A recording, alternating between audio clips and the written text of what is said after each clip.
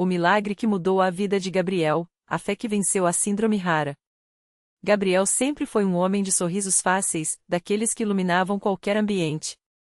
Aos 32 anos, casado com Ana Clara e pai de Sofia, uma menina de apenas 4 anos, ele vivia uma vida simples, mas cheia de sonhos. Trabalhava como motorista de aplicativo em São Paulo, correndo atrás do sustento da família, enquanto a esposa cuidava da filha e de um pequeno comércio em casa. Até que, num dia comum, tudo mudou.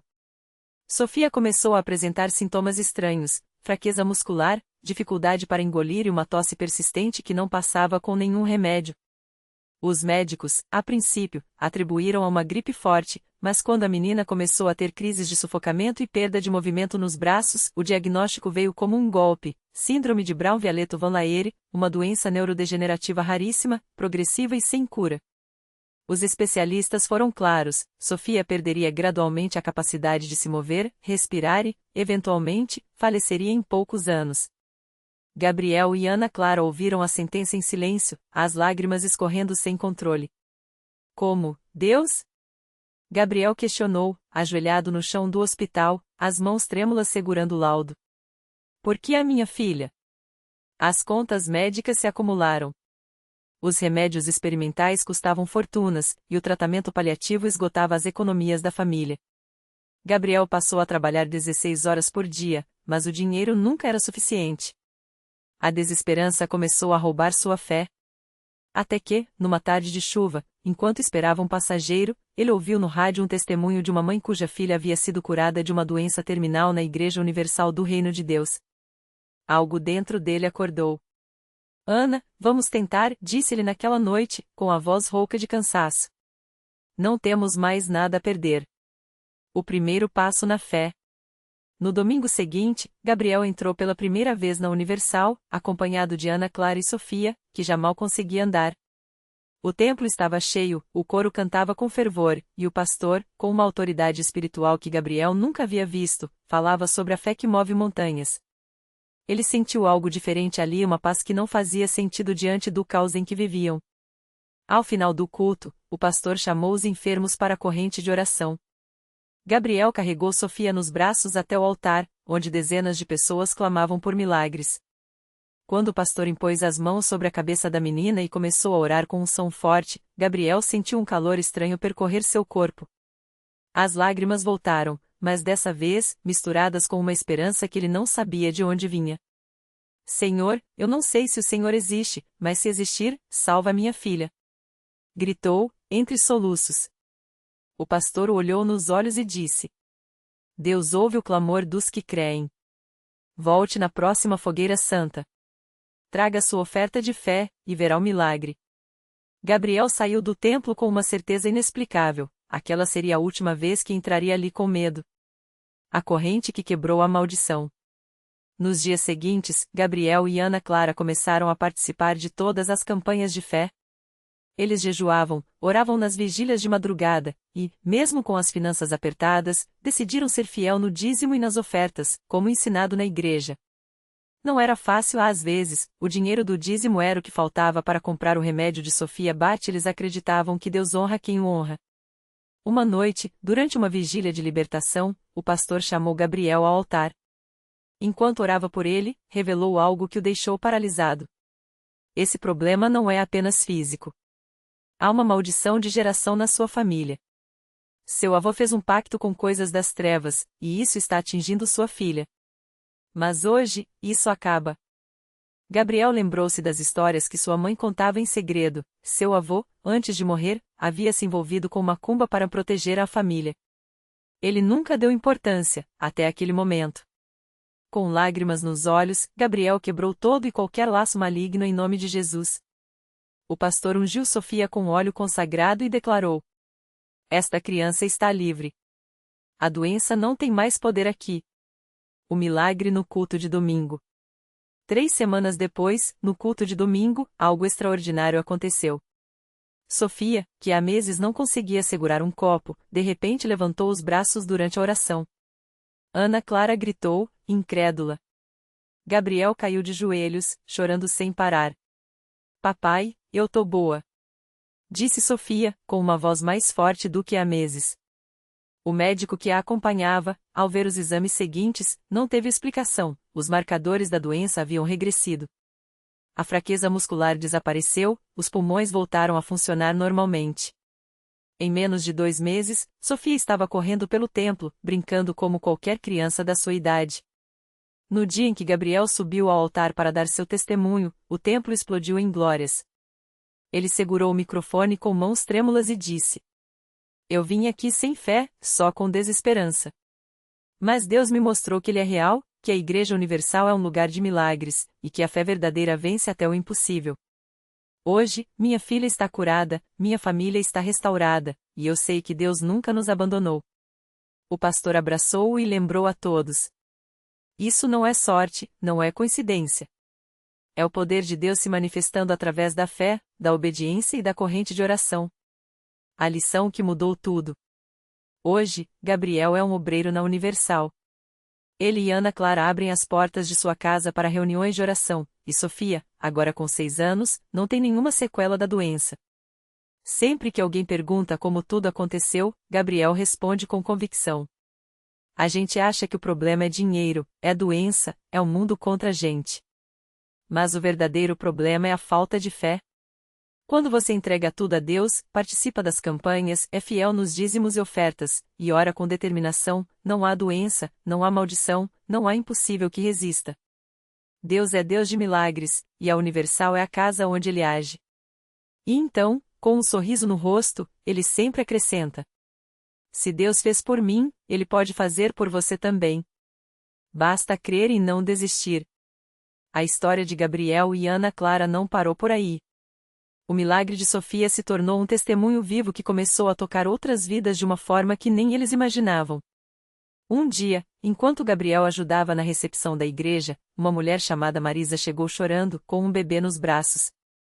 Ela contava que o filho, Lucas, de apenas 8 meses, havia nascido com uma malformação cardíaca grave. Os médicos disseram que só um transplante poderia salvar sua vida, mas a fila de espera era longa e o tempo curto.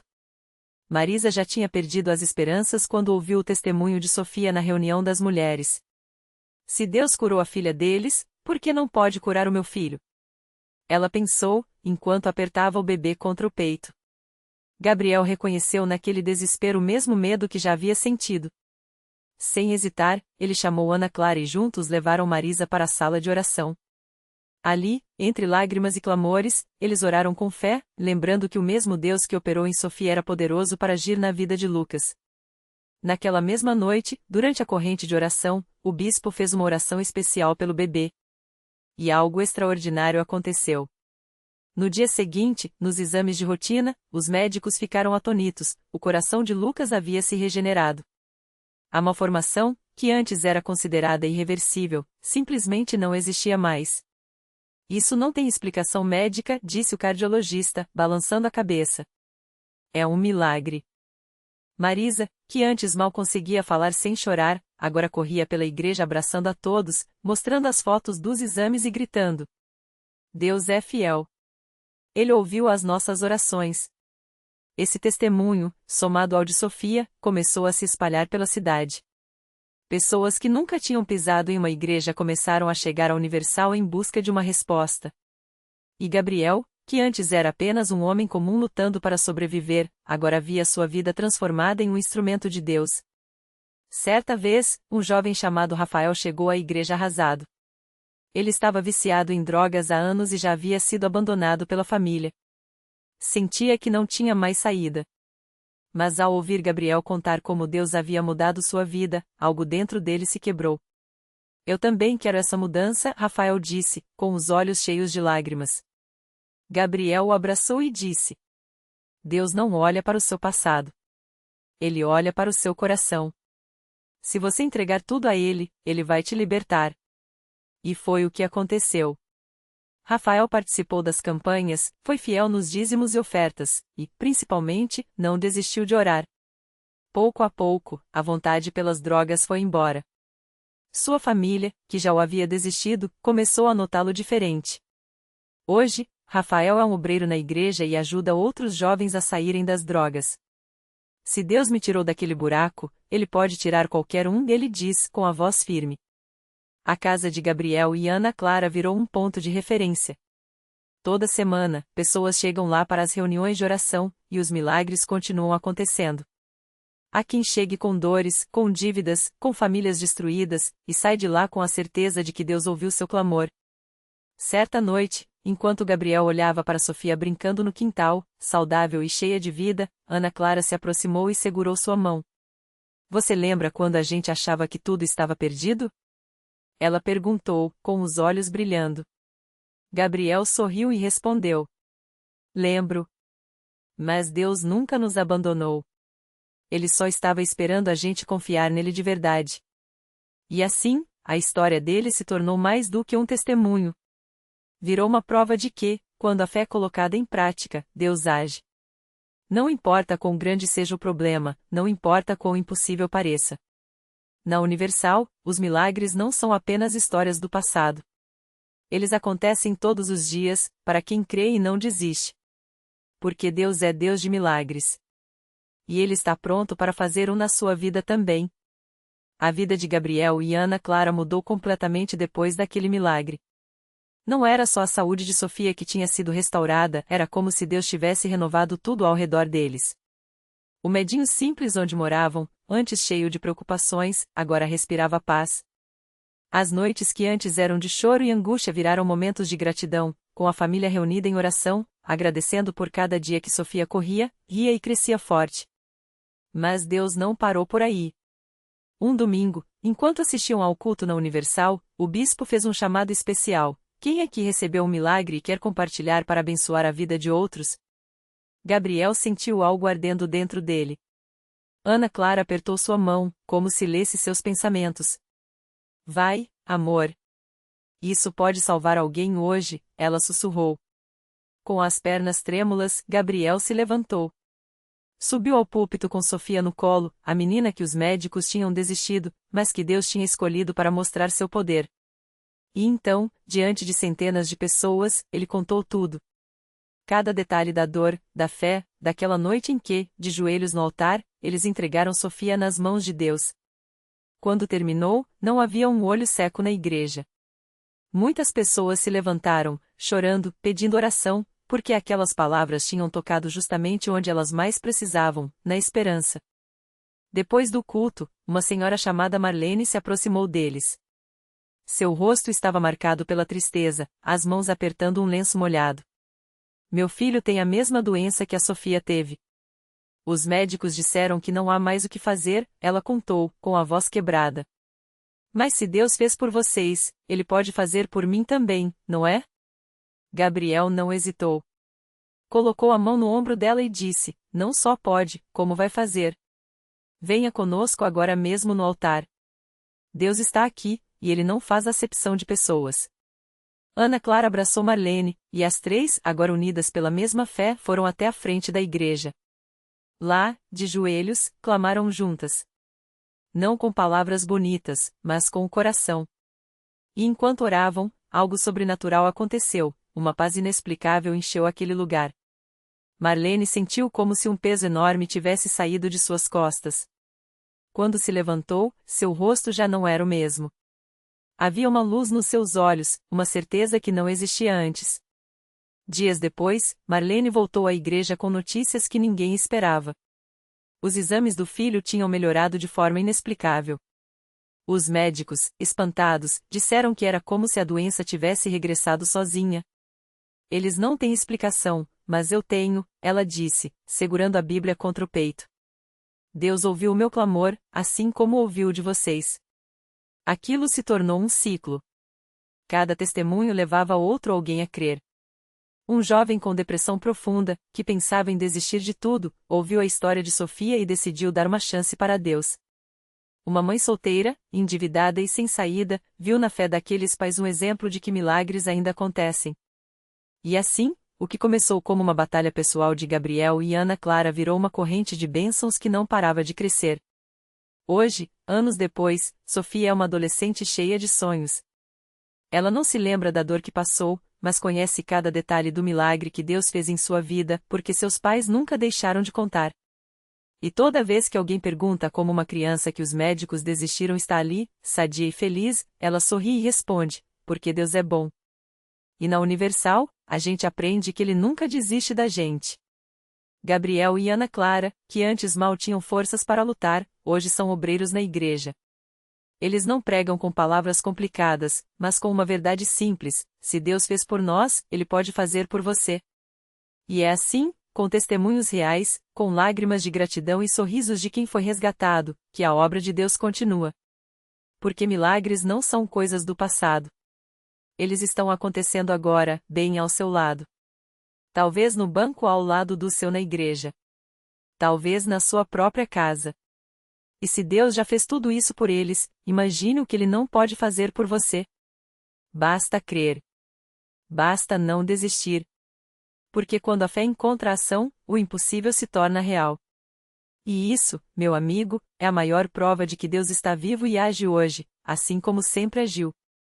Na mesma igreja onde Gabriel e Ana Clara encontraram sua restauração, havia uma jovem chamada Marisa.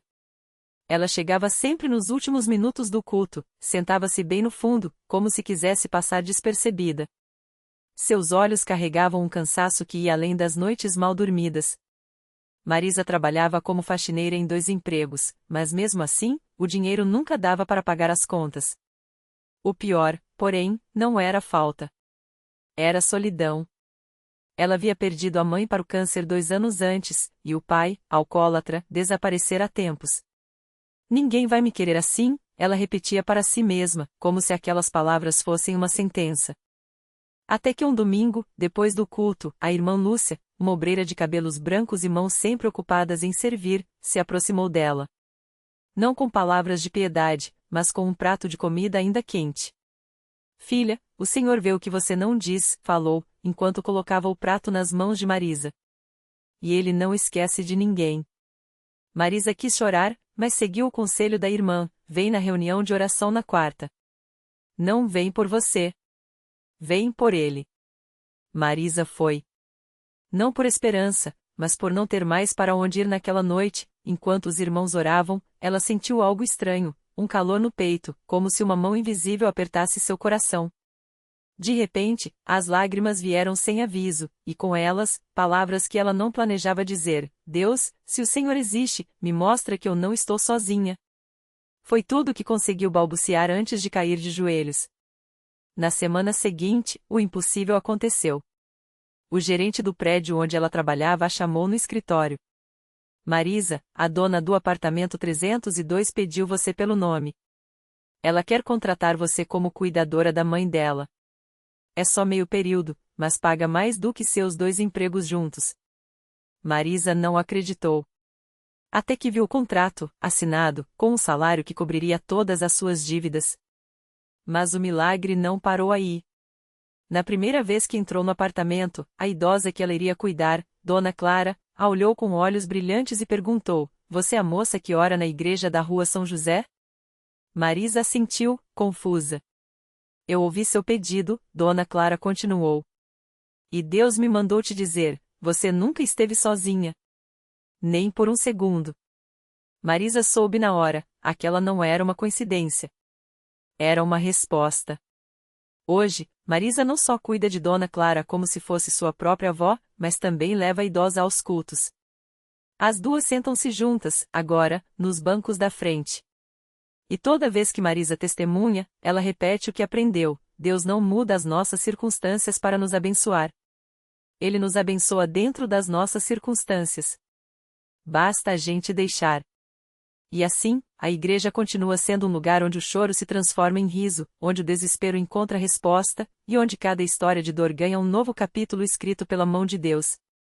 Porque milagres não são apenas para alguns. São para quem crê. Para quem persiste. Para quem, mesmo com as mãos vazias, entrega o pouco que tem e confia que Ele multiplicará. E se Deus já fez isso por Marisa, por Gabriel, por Ana Clara e por tantos outros que você nem conhece, imagino que Ele não está preparando para a sua vida neste exato momento. Talvez a sua vitória esteja mais perto do que você pensa. Talvez, ela já tenha começado. Naquela mesma semana, enquanto Marisa compartilhava seu testemunho na reunião de senhoras, do outro lado da cidade, um jovem chamado Lucas lutava contra uma batalha que poucos conheciam. Aos 22 anos, ele era um dos melhores mecânicos da oficina onde trabalhava, mas há meses uma dor insistente no peito o impedia de dormir. Os médicos falavam em estresse, ansiedade, receitaram remédios, mas nada adiantava. Até que, numa tarde, após mais uma crise que o deixou sem fôlego, sua mãe, Dona Cida, uma irmã fiel da CCB, colocou a mão em seu ombro e disse com firmeza: "Filho, você já tentou levar isso para Deus?" Lucas, que havia se afastado da igreja depois da adolescência, apenas balançou a cabeça. Não por descrença, mas por vergonha. Como explicar que, mesmo tendo crescido nos bancos da congregação, agora se sentia tão distante? Mas Dona Cida não desistiu. Naquela noite, enquanto ele tentava descansar, ela entrou no quarto com a Bíblia aberta em Salmos 34, "Chega perto de Deus, e Ele chegará perto de você", leu em voz baixa. Depois, fez o que sempre fizera, ajoelhou-se ao lado da cama do filho e começou a orar. Não com palavras bonitas, mas com lágrimas e uma fé que não se dobrava. No domingo seguinte, quase como arrastado, Lucas entrou na igreja. Não subiu para o coro, não levantou a mão nos cânticos. Ficou no fundo, encostado na parede, ouvindo o sermão como se fosse a primeira vez. O pastor falava sobre o sangue de Jesus, não como uma teoria, mas como algo vivo, que ainda hoje purifica, sarava, libertava. E foi então que Lucas sentiu algo estranho, a dor no peito, que há meses era sua sombra, começou a arder como fogo. Ele segurou a cadeira, suando frio, pensando que ia desmaiar.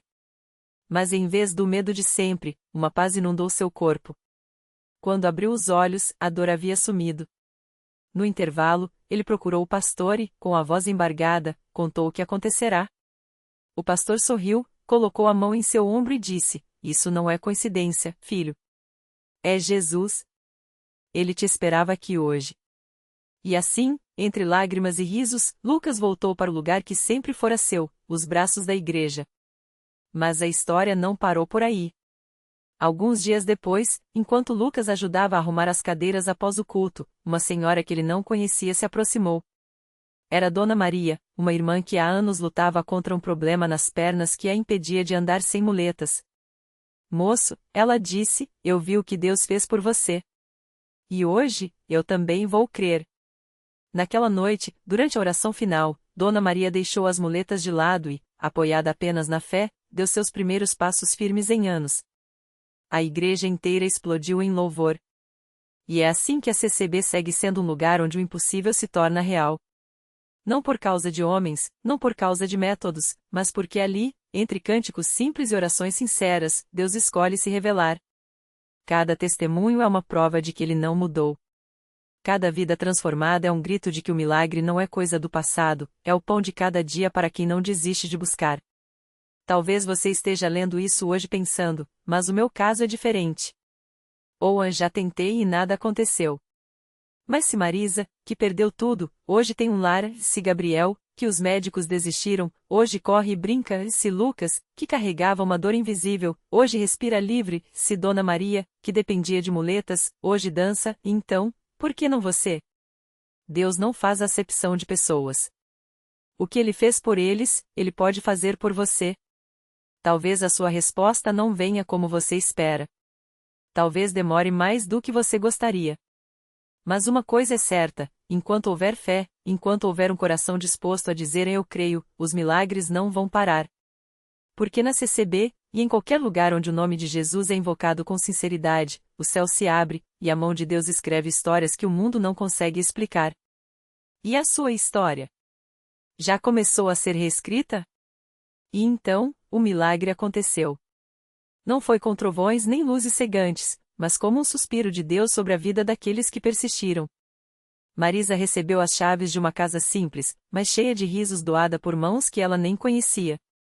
Gabriel, o menino que os médicos tinham desistido, cruzou a linha de chegada de sua primeira corrida escolar, enquanto a mãe chorava no meio da arquibancada.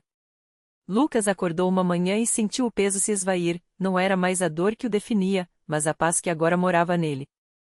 E Dona Maria?